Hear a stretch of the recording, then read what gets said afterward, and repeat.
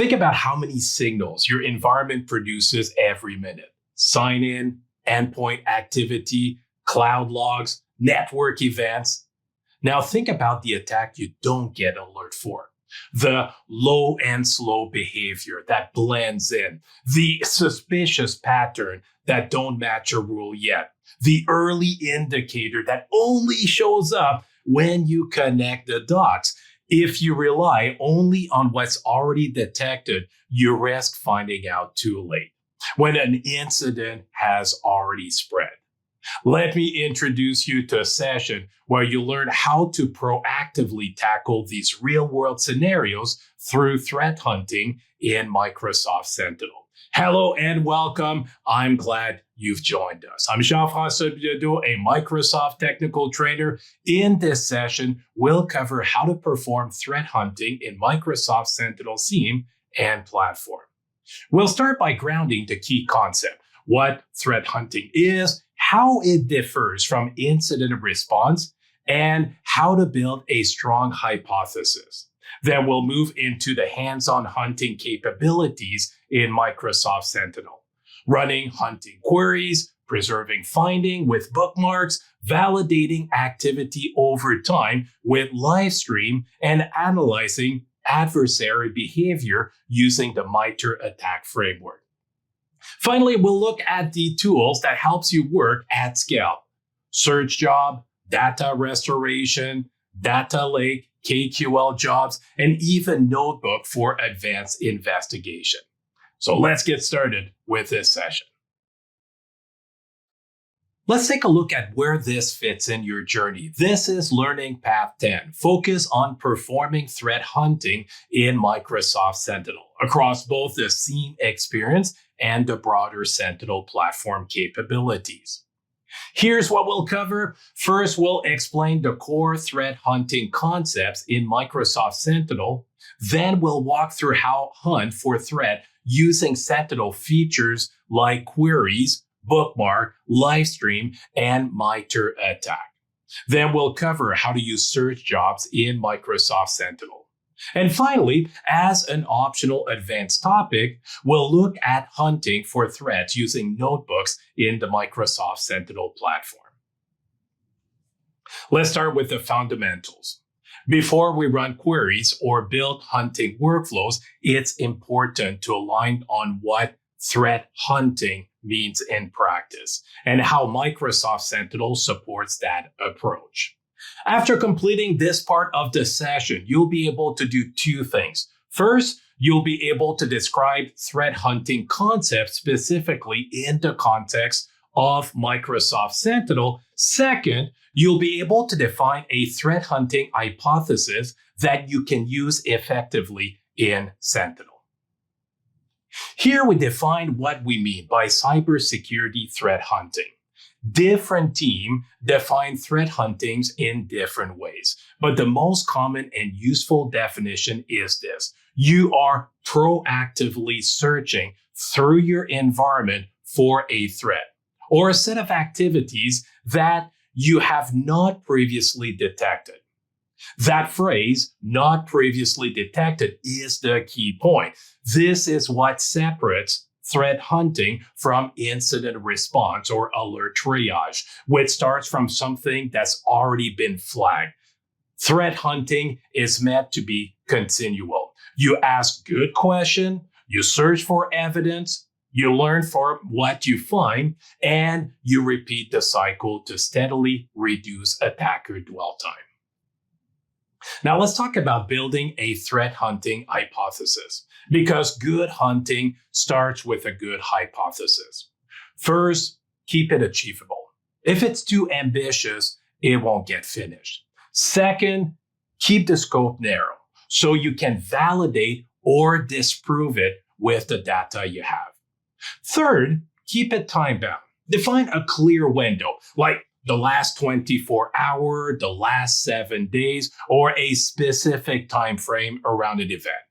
Fourth, keep it useful and efficient, so the work produces actionable insights rather than just noise. And fifth, Keep it related to the threat model you're defending against. So your hunting effort is aligned to the adversaries and techniques that matters most to your organization. With those concepts in mind, let's move into how Microsoft Sentinel supports threat hunting. From the moment you start querying to the way you capture finding, monitor for recurrence, and map behavior to common adversary tactics. By the end of this part, you'll be able to use queries to hunt for threat, save key finding using bookmark, observe threats over time using livestream, and use the MITRE ATT&CK framework for threat vector analysis.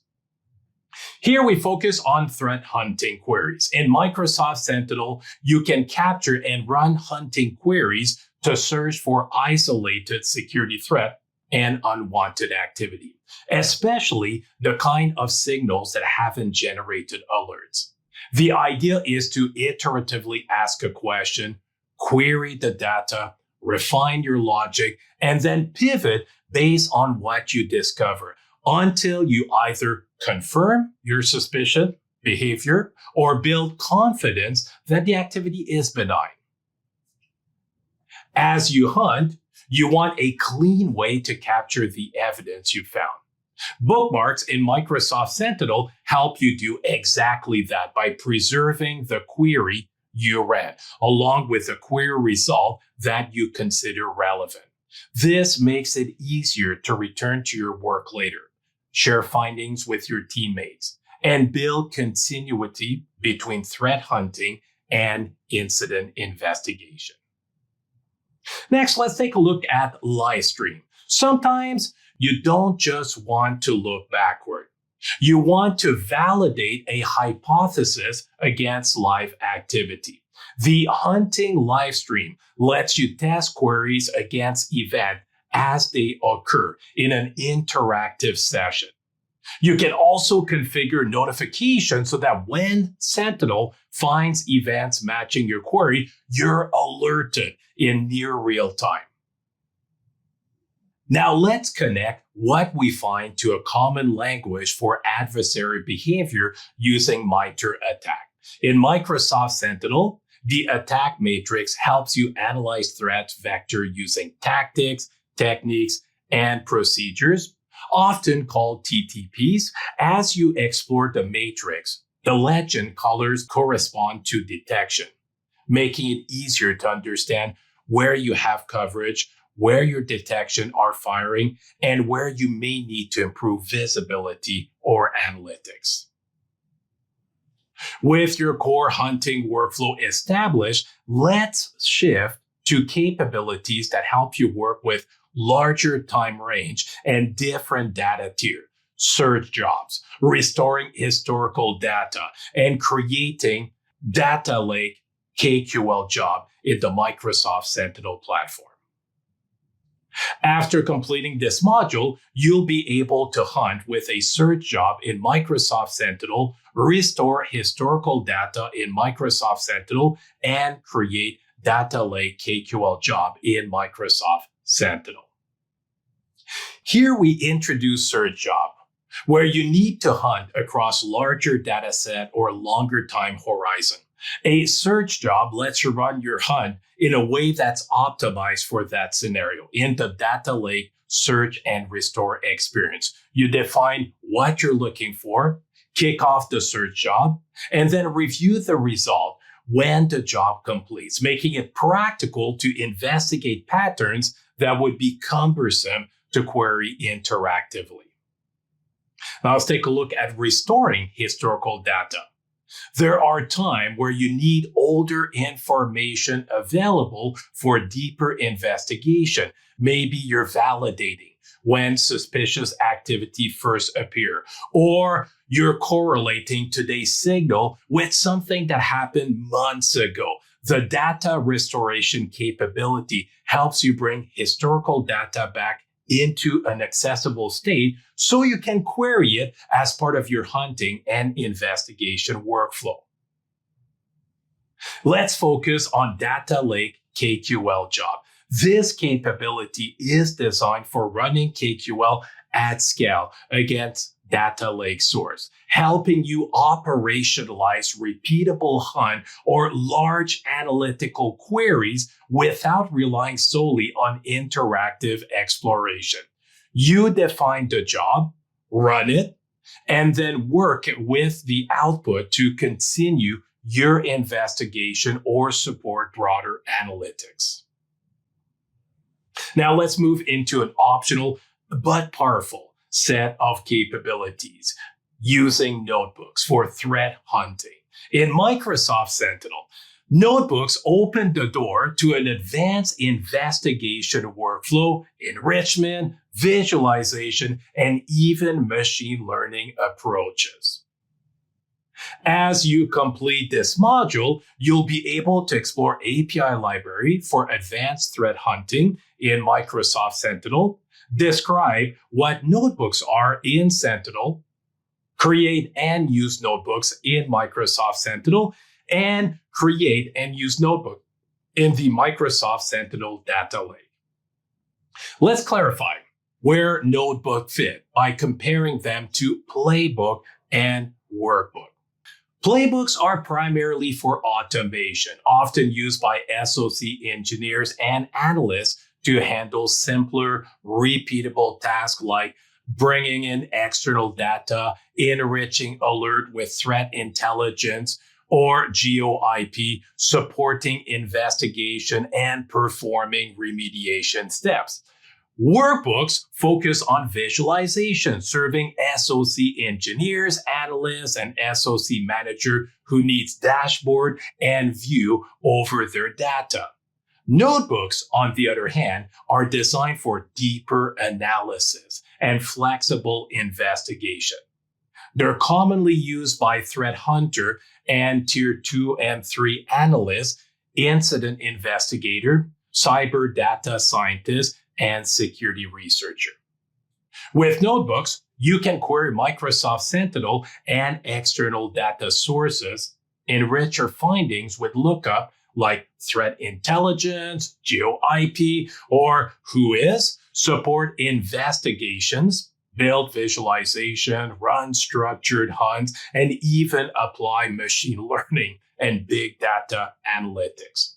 If you want to go deeper, you can look up the Becoming a Microsoft Sentinel Notebook Ninja series on the Microsoft Tech community site. Here we zoom out and look at how Microsoft Sentinel data can be accessed beyond the portal experience. The foundation of Microsoft Sentinel is the Log Analytic Data Store, which supports high-performance querying, a dynamic schema, and the ability to scale to massive data volume. The Azure portal and Sentinel tooling uses a standard API to access that store. And that same API is also available for external tools like Python and PowerShell. To simplify access, there are several libraries and resources you can leverage. KQL Magic provides an easy-to-implement wrapper for running KQL query. Mystic Pi, Microsoft Threat Intelligence Python security tool, offers a rich set of Python tools intended for security investigation and hunting. You can also explore the Sentinel community GitHub resource, including the Azure-Sentinel-Notebook repository on GitHub, which contains interactive notebooks designed to provide security insights and actions for investigating anomalies and hunting for malicious behavior. And of course, you can use the API directly through Jupyter Notebook and other Python-based workflow. Now let's talk about creation options. You have two straightforward paths. First, you can create a notebook directly from the Microsoft Sentinel Notebooks page. Second, you can create a Jupyter Notebook using external tools such as Visual Studio Code and then connect it to your Sentinel workflow. Here we look at what notebook works actually feels like. The code block from the Getting Started guide from Microsoft Sentinel ML notebooks provides a representative example of working with Microsoft Sentinel data, showing how you can pull data, shape it, and analyze it in an iterative, investigation-friendly workflow. Next, let's take a look at data lake notebooks in the Microsoft Sentinel platform. A key takeaway here is that you use the Microsoft Sentinel Visual Studio Code extension and the MCP, Model Context Protocol server, directly in the notebook, enabling a more integrated experience for data exploration and hunting against those data lake sources. Here we walk through Visual Studio Code for Notebook, including GitHub Copilot, the Microsoft Sentinel MCP server, and the Sentinel Python and Jupyter extension. Start by selecting the Visual Studio Code icon from the taskbar. Quick note, unless specified otherwise, always install the Microsoft published extension. From the left menu, open extension, then search for Python and select install. Next, search for Jupyter Notebook and install it if it's not already installed. Then search for GitHub Copilot and install it. Finally, search for Microsoft Sentinel and install that extension as well. Now open the command palette by pressing Ctrl-Shift-P, find and select MCP, add server, choose the HTTP option and enter the URL sentinel.microsoft.com/mcp/data-exploration. Accept the default server ID, then authenticate when prompted by selecting Allow. From the account type, choose Work or School account assigned to your organization and select Continue. When prompted, enter the credential provided for by your organization, approve the access by selecting Yes All App, and then your device is registered. Select Done to complete the setup. Now it's time to bring it all together with a demonstration of performing threat hunting in Microsoft Sentinel, applying the concepts and tools we've discussed to proactively search for suspicious activity and capture actionable finding. In this demo, let's start doing some hunting using Sentinel. We'll begin by running a query to look for suspicious PowerShell activity in our security event table. Let's drop in a query, run it, and we can see we are getting some suspicious activity through PowerShell, especially this last line over here, PowerShell, where we can see it's running this script that I'm not familiar with over here. Let's investigate that in more detail. Let's start our hunt. The first thing I want to do here is I want to add a bookmark. That row here is of interest. Let's select it, add bookmark. And there we go. We've bookmarked that entry. Now, because there's a host in that entry, let's map that to our entity. As we do our hunting, we'll know which computer is involved. This will help us with entity analysis. We'll also mark this as a command and control MITRE technique. Create, and there we go, we've created our first bookmark. We're starting to gather intelligence with this hunt. Let's go back to hunting. Let's go to our queries. And let's create a new hunting query based on what we've discovered. Let's create a PowerShell hunt query. Here's the same query we're using earlier. And we're going to do the same mapping that we did previously. We have a host. Let's map that to the computer. Host name. And that's the computer. And tactic. Let's use the same one, command and control. create. And now we can run the query. Here's our details. Right click, run. And now we can see that we're running one query and we're getting 3 results. There's the 3 results. It's showing up 3 times on our screen. Let's add that to a live stream so we can keep an eye on what's happening with PowerShell execution. Let's run a live stream. We're still at 3 results. 1 query is running. Let's go back to the evidence we captured earlier, to the bookmark. We'll click on bookmarks. Let's crack it open. There's the detail that we've captured earlier. And let's start our investigation. Because we mapped an entity, now I have access to the entity graph, which I can use now to drill deeper and corroborate with other signal, other telemetry logs that we've received in our events in Sentinel. I'm not going to delve any deeper inside our entity graph, but I want to show you how by mapping entities to the result, it provides that entity graph.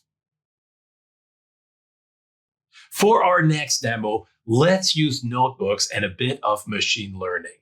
To help with that, let's crack open our notebooks and let's configure an Azure Machine Learning workspace. We'll select our resource group where we want to create the workspace. Let's give it a distinct name. We'll put it in West US 2. And we can leave the rest as is. Let's just jump to Review plus Create, launch the creation. And there we go. We've got our machine learning workspace created. Let's go back to our workbook and let's pick up a great starter. Let's use the Getting Started guide for Microsoft Sentinel Machine Learning Notebook. Let's create the notebook from here. We'll link it to the machine learning workspace we created just a moment ago. And there we go. We've made a copy of the template. We're ready to launch it. This will bring us to Microsoft Foundry, Azure Machine Learning. Let's create a compute cluster. We'll create a quick one over here. Let's give it a name. Just call it Hunting ML. We'll leave the rest as is. Review plus Create. And let's launch the creation. Next, we've got our cluster, but let's make sure we select Python. We're going to use PyTorch and TensorFlow to do our machine learning. The notebook is already created. It has already executed for us. A notebook is a collection of text and code, like this block that we're seeing over here, some Python code in this case that we're executing. More code that we're executing.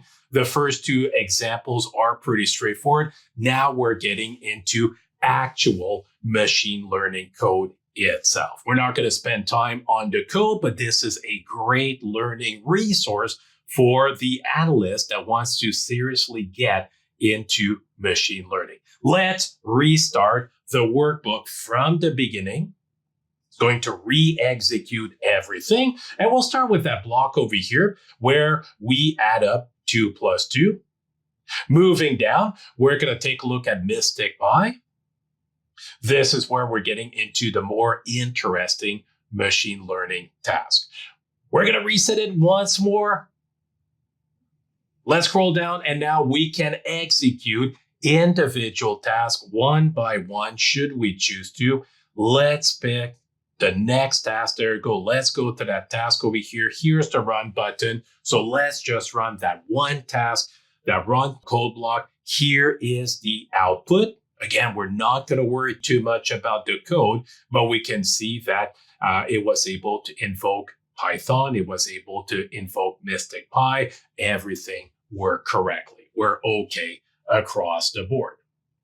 This is not really a hunting notebook, but it's a great place to start for those of us who are interested in getting deeper into automation, getting into machine learning, getting into Python. There's plenty more notebooks to explore. Have fun. Let's recap what you've learned in this learning path. First, threat hunting. You learned how to perform threat hunting using Microsoft Sentinel, using queries, bookmarks, livestream, and iterative. Next, hunting tools. You explored ways to extend your hunting with notebooks, search jobs, and external tools. And finally, threat hunting hypotheses. You've learned how to develop a hypothesis that's achievable, narrow in scope, time-bound, useful, and efficient, and aligned with the threat model you're defending against. Thank you for participating in this Microsoft Security Operations Analyst course. I hope you enjoy learning about Microsoft security as much as I enjoyed presenting the concept and walking you through the live demos. I encourage you to remain curious and continue exploring new capabilities. That's how you'll keep staying relevant. When you're ready, I encourage you to take the SC-200 certification exam. There are many ways to continue your learning journey. I invite you to search for your next favorite topic on Microsoft Learn at aka.ms/learn.